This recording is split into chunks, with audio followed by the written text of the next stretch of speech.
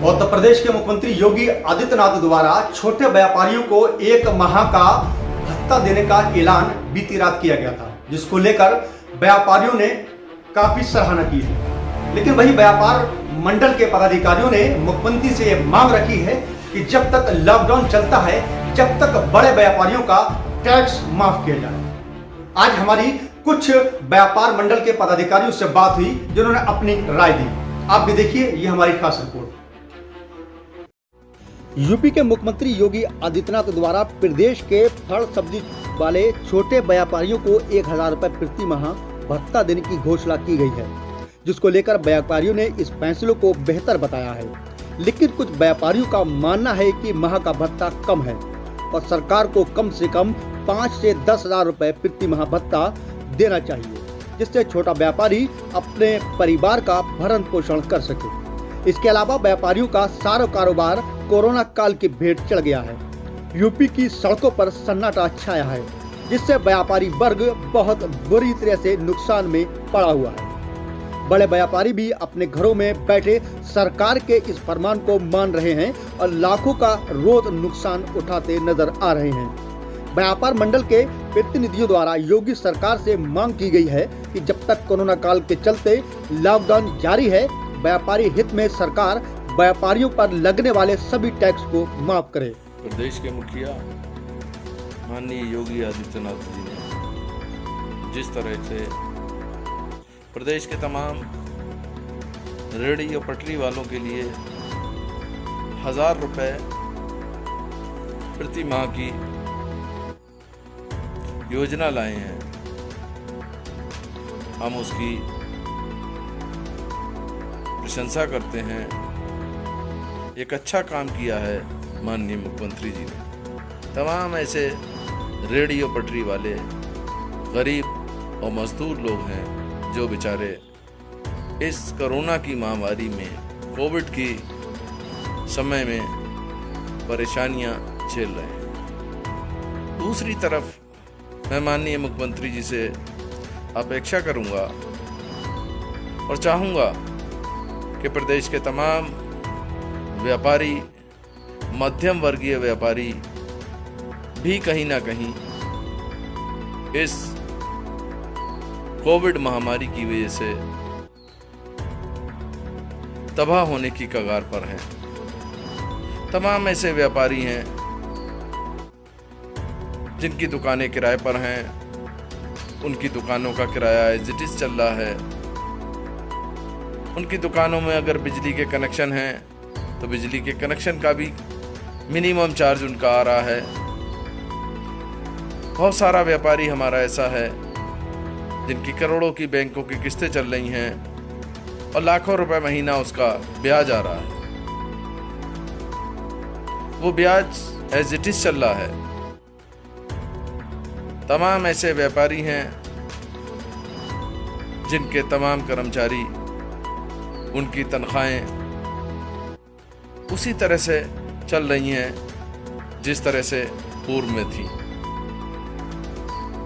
और हमारी जिम्मेदारी भी बनती है कि इस दुख की घड़ी में हम अपने कर्मचारियों को उनके साथ खड़े नजर आएं और उनकी हर संभव मदद करें। मैं माननीय मुख्यमंत्री जी से अपेक्षा करूंगा, व्यापार मंडल का जिला अध्यक्ष होने के नाते, कि प्रदेश में इसी तरह की, जिस तरह से उन्होंने गरीबों के लिए एक अच्छा कदम उठाया है, प्रदेश के मध्यम वर्गीय व्यापारियों के लिए भी कहीं ना कहीं कुछ ना कुछ सोचें। चाहे वो बिजली का मिनिमम चार्ज खत्म करने की बात हो, बैंक का ब्याज खत्म करने की बात हो, या इसके अलावा भी जीएसटी में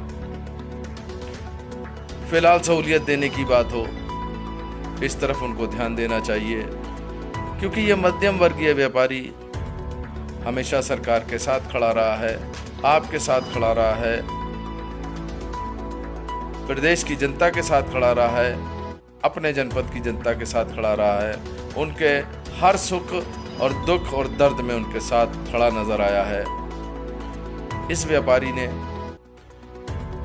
इस कोविड की महामारी में हर तरह से मदद की है। जो जिस लायक है उसने हर तरह की मदद की है। मैं माननीय मुख्यमंत्री जी से अपेक्षा करूंगा और चाहूंगा कि इन मध्यम वर्गीय व्यापारियों के परिवारों को भी देखें, इनकी तकलीफ को भी देखें। कहीं ऐसा ना हो कि ये व्यापारी बर्बाद हो जाए।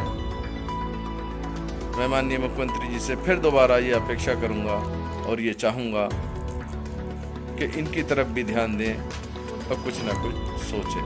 जय हिंद। कहाँ रहने वाले नगर अध्यक्ष व्यापार मंडल जहानाबाद। जो सरकार के द्वारा ये कोरोना महामारी में ये जो बीमारी चल रही है, इसमें गरीब जनता ज़्यादा से ज़्यादा परेशान है।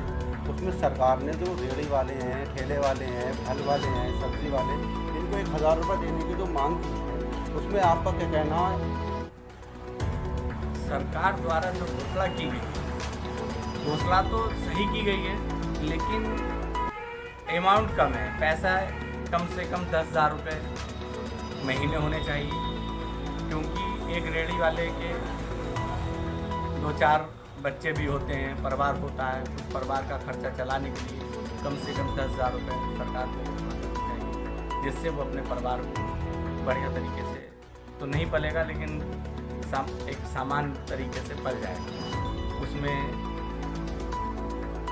एक सरकार से मैं ये भी मांग करूँगा व्यापार मंडल की तरफ से कि जो बिजली का बिल और ये जो GST ये सारे जो हैं, ये सब जब तक कोरोना महामारी चले तब तक माफ़ कर देनी चाहिए, क्योंकि जब सरकार व्यापार हित में इतना कार्य कर रही है तो उसको ये भी करना चाहिए कि जो बिजली के बिल, अन्य टैक्सेस हैं, वो सब माफ़ करने चाहिए। जैसे कि सरकार ने जो 1000 रुपये रखे हैं वो किसी सोच समझ के रखे उनके 1000, लेकिन आपके कहने से जो आप व्यापार मंडल के नगर अध्यक्ष जहानाबाद में हैं, तो आपके कहने के हिसाब से, आपके सोचने के हिसाब से, या आप जो देख रहे हैं जनता किस तरीके से इस महामारी में मर रही है, उसमें आपको 1000 रुपये वाकई बहुत कम लग रहे हैं, इसलिए आप 10,000 रुपये मंथली की जो है महीने की बात कर रहे हैं सरकार से, उसकी अपील कर रहे हैं। वो चीज़ सही है। देखिए, मरने वाला तो मर ही रहा है, उसमें ऐसा नहीं है कि ठेली वाला नहीं मर रहा, व्यापारी नहीं मर रहा है, हर वर्ग का आदमी मर रहा है। लेकिन बाकी जो काश्तकार है उसके पास ज़मीन है, ठेली वालों के पास ना तो कोई ज़मीन है, ना ही कोई ऐसा साधन है। उनका तो केवल ये है कि ठेली चलाना और उसी से अपने परिवार का भरण पोषण करना। लॉकडाउन को लेकर क्या कहना चाहते हैं व्यापारियों को? लॉकडाउन में व्यापारियों में बहुत परेशानी है इस वक्त, और जो गवर्नमेंट ने भत्ता जो दिया है 1,000 रुपये नीचे के उनके व्यापारियों को, वो बहुत कम है, इसको बढ़ाया जाए। और व्यापारी इस वक्त वैसे परेशान है, किराया दे, बिजली का बिल दे, क्या क्या करें। मतलब सरकार से क्या मांग करना चाहते हैं आप व्यापारी संगठन? हम मांग ये करते हैं थोड़ा सा जो भत्ता बढ़ाया